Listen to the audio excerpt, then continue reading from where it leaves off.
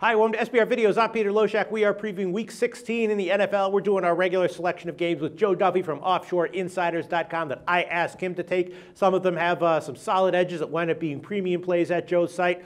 Others are tougher and wind up being basically coin flips that most people might want to pass on. But Joe covers them anyway. Thanks so much for being back with us, Joe.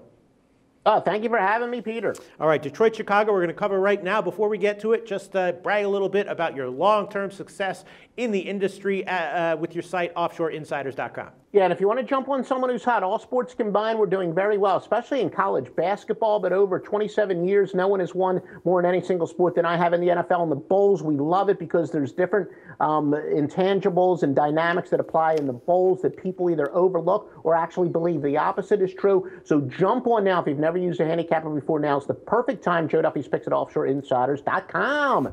All right, Joe. Well, Detroit and Chicago is what we're going to cover right now. And, I usually have time to research every game thoroughly before I do the video. This one, though, haven't had time to look at in depth. Right now, Chicago's a 7 or 7.5 point home underdog. Total 45, 45.5, or 46. All market-wide, widely available numbers right now. And, Chicago, obviously, a folding tent. And, I know the players are playing for their careers, not necessarily for the team. So, everyone plays hard to the end. But if ever there's a team that is, just folding it up, looks like it's Chicago.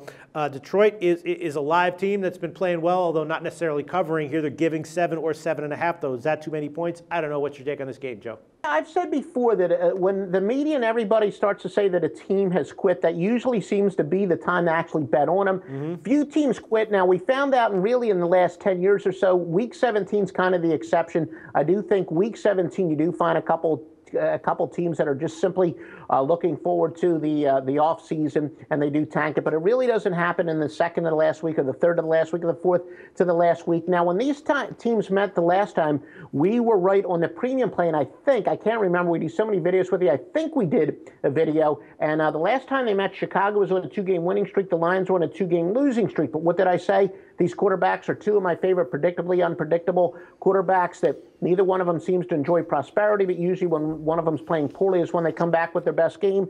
In that game, we had Detroit. They won by 17. Well, as you said, now Chicago on an 0-3 straight up skid, and the Lions have won 3 in a row. Now, remember, the last time these teams played, the Bears were +7 at Detroit, implying that Detroit is 4 points better with home field, meaning being 3 points. Now, Detroit is +7 at home, implying that Detroit is 10 points, Chicago's +7 home, implying that Detroit is 10 points better. So that's a big swing in just a few weeks. Now, we realize Brandon Marshall's out.